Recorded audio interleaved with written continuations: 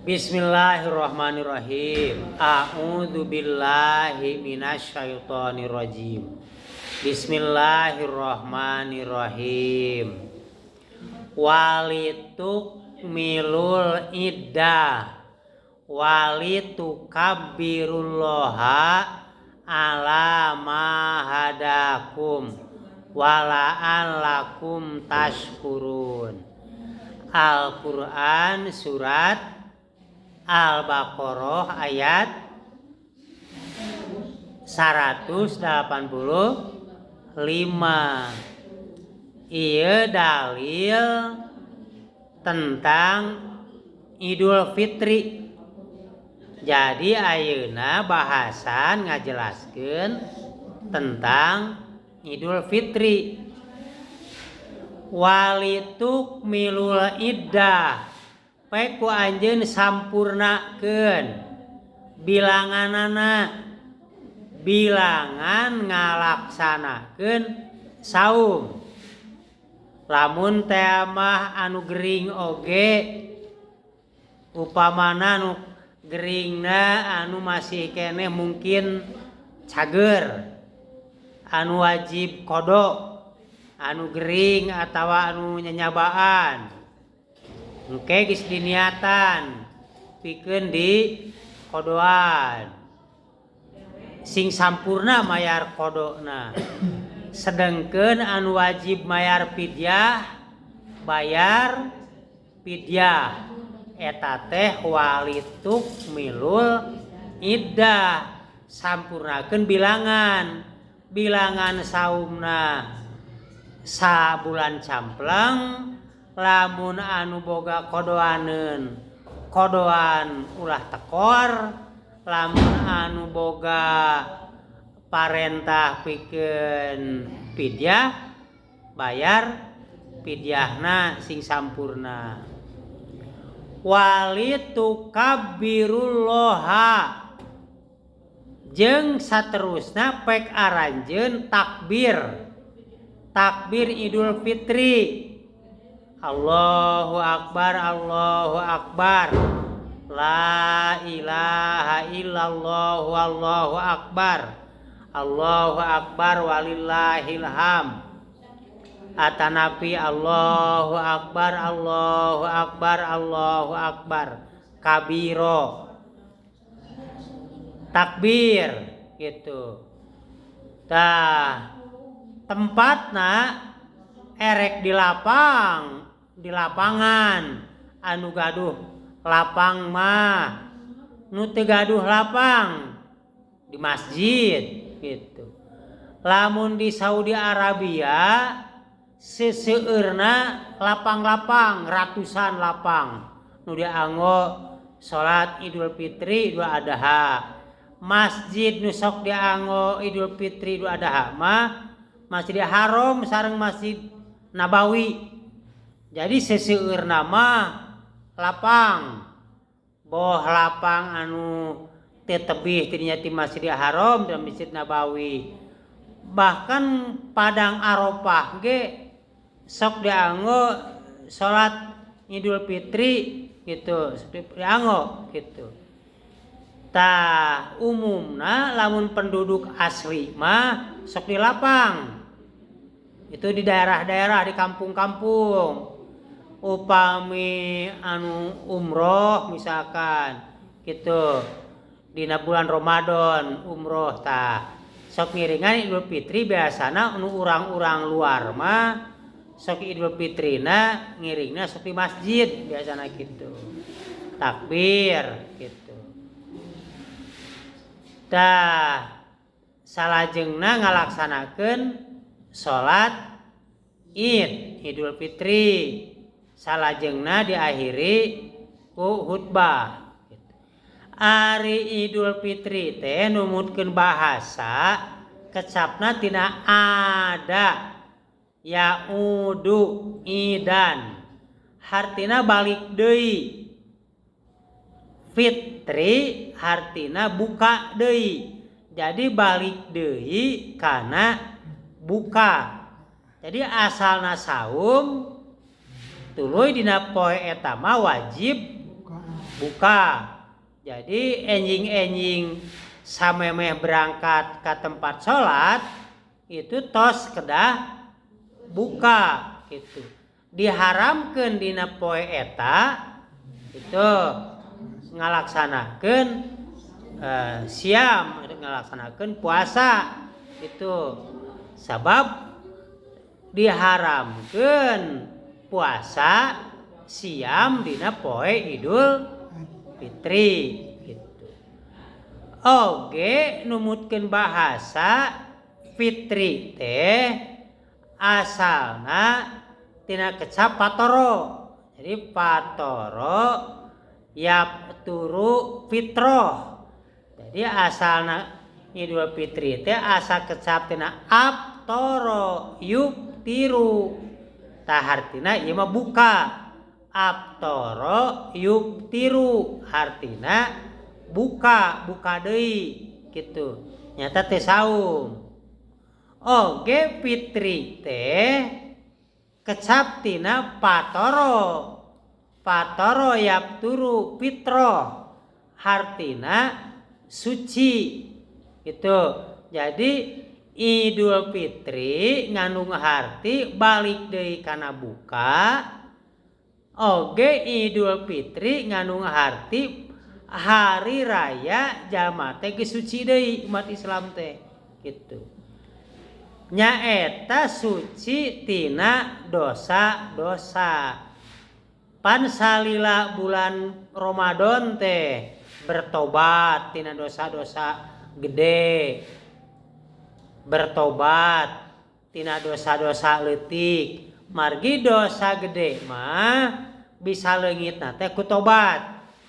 Mun dosa-dosa leutik bisa leungit ku saum, ku tarawih, ku zakat fitrah, zakat fitroh.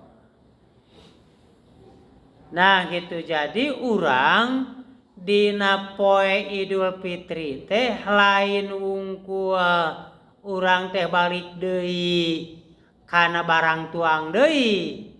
Tapi dina poe Idul Fitri teh urang teh sing bisa balik deui kana suci, kana teu boga dosa gitu. Jadi Idul Fitri balik deui kana bersih deui. Tadi upayakeun ku urang teh diikhtiarkeun.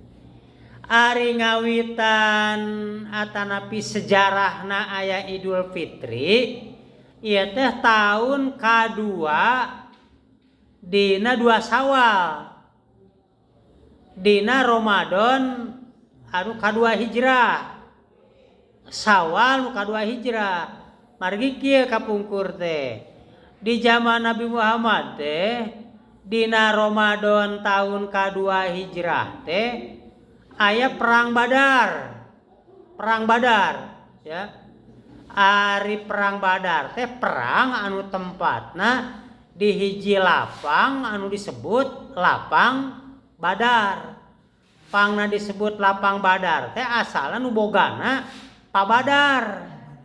Jadi aya lapang nu bogana teh gitu Bapak Badar.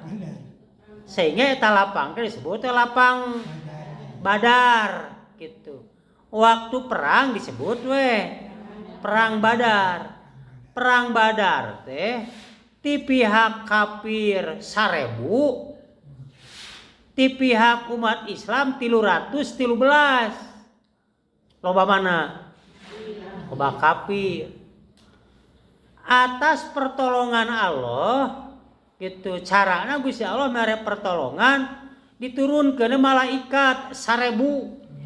Tuh jadi malaikat 1000 umat Islam 313. Jadi 1313 ari kafir 1000. Tah eleh tah urang kafir teh dugikeun ka pamimpinna ge ngaranna Abu Jahal. Abu Jahal teh terbunuh. Tah jadi matina Abu Jahal teh dina waktu perang Badar gitu. Jadi umat Islam dapat kemenangan gitu. Nah, perang Badar. Jadi perang terjadi di bulan Ramadan. Jika ayeuna perang Israel jeung Iran kan terjadi di waktu perang bulan Ramadan. Nah, kapungkur perang Badar waktu terjadi di bulan Ramadan. Eleh kafir teh gitu. Seueur anu mati, seueur korban gitu. Nah, tuluy sebagianana aya nu saum, sebagianana teu saum gitu. Apa menangnya? Menang. Dina waktu keur di panyabaan, dina waktu perang menang.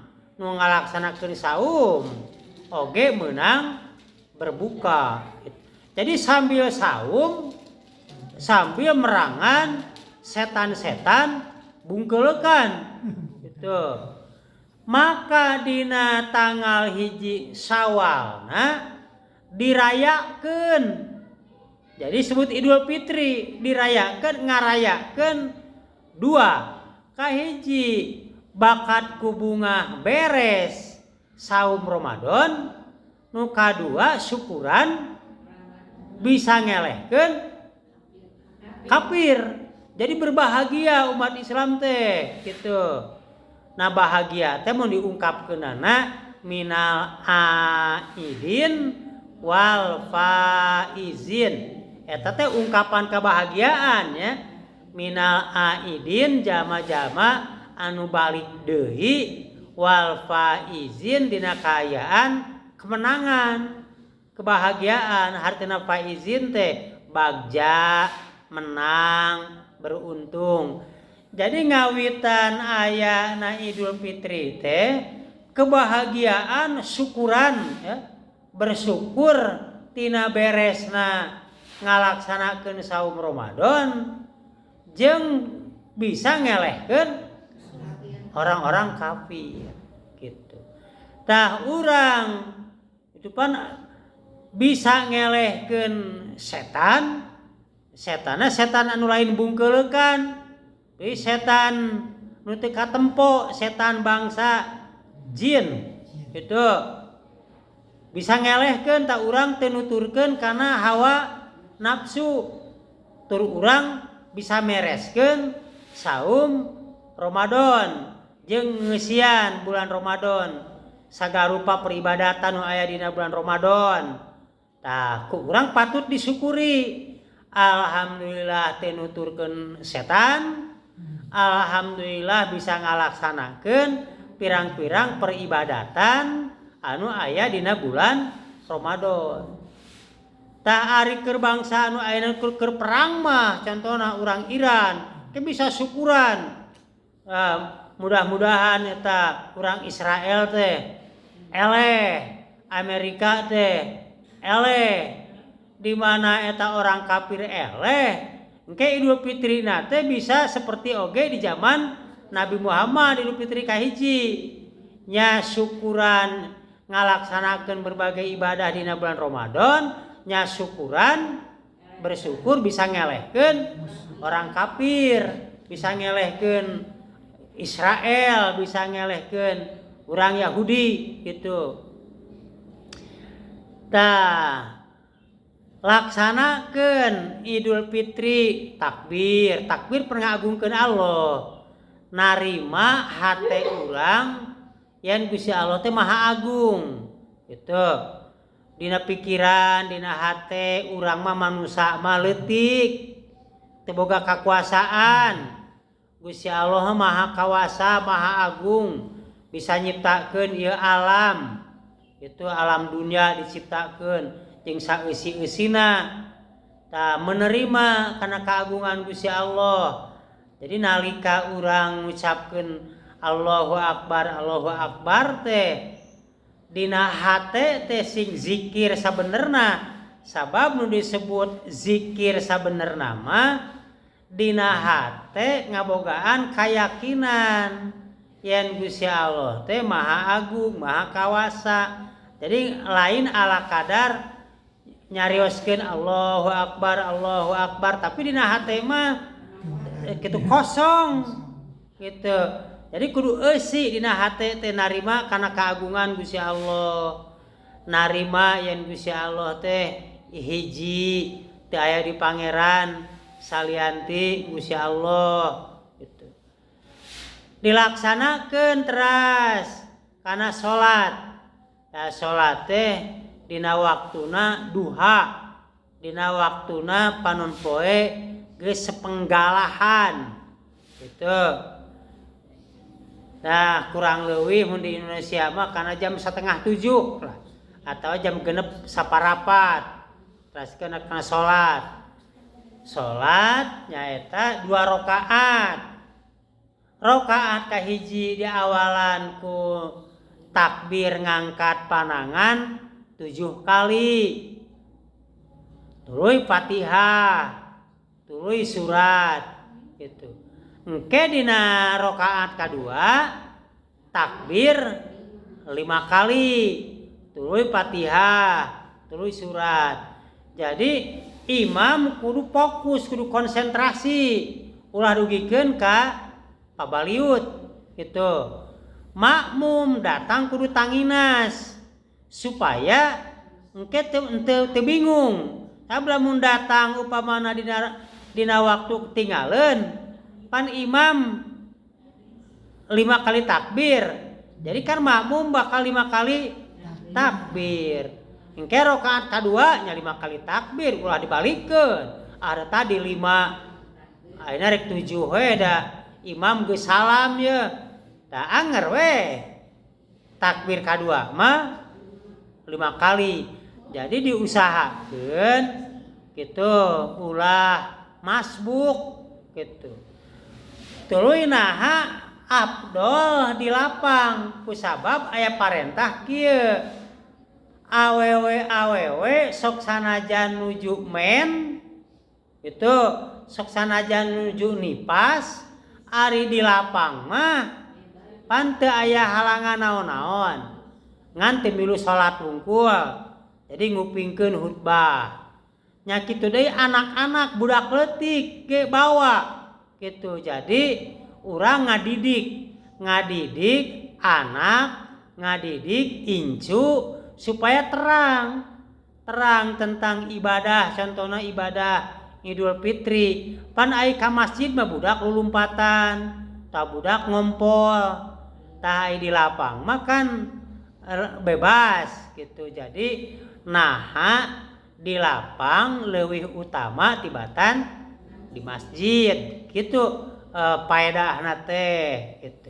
Margi Idul Fitri mah Idul Adha kudu diramekeun ku bapak-bapak, ibu-ibu, lalaki, awewe, kolot, budak sok sanajan budak can dewasa gitu.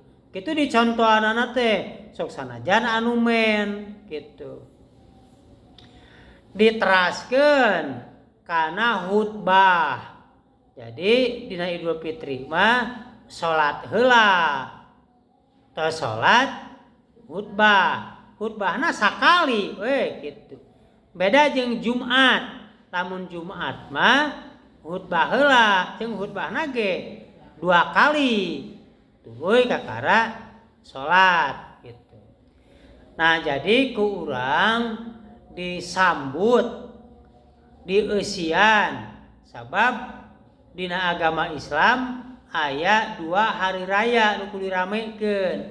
Al-Fitru yauma yuftirun nas wal adha yauma yudohin nas. Ari Idul Fitri nyaeta poean umat Islam teh buka deui tina asalna saum gitu. Jeung ari Idul Adha poean umat Islam teh ngalaksanakeun kurban Idul Adha mah gitu. Jadi duanana tak urang dirayakeun cukup we urang nu kudu dirayakeun nu kudu diramekeun mah gitu. Terus oge kesempatan pikeun silaturahmi. Matak dina hadisna ke Rasulullah berangkat ka eta tempat salat tina jalan anu hiji balik nama kana jalan anu sejen. Eusina mah maksudna mah lobakeun silaturahmi dari imah urang deukeut ka masjid mah. Deket ke masjid banyak kudu kurilingan heula nangan jalan ngurilingi ke masjid da imahna ge deket ka masjid. Jadi sanes masalah jalan-jalan teuing eusina mah dina hari raya teh sok laksanakeun silaturahmi gitu. Urang kan dina poe-poe anu biasa mah urang teh hampir teu boga kasempetan pepenak jeung tatangga, pepenak jeung dulur. Atuh dina Idul Fitri mah bisa pepenak jeung tatangga, penak jeung dulur. Matak di urang alus tah aya budaya, aya tradisi mudik nya, alus kan. Mudik teh bakal pinangi antara kolot jeung anak jeung dulur-dulur gitu. Alus we eta teh nya budaya mudik teh, budaya supaya urang biasa ngalaksanakeun jeung miara silaturahmi oge silaturahim kitu nya. Ari silaturahmi mah umum, ari silaturahim mah urang jeung anu dulur-dulur sanasab gitu. Nah sakitu kapihatur alhamdulillahirabbil alamin. Assalamualaikum warahmatullahi wabarakatuh.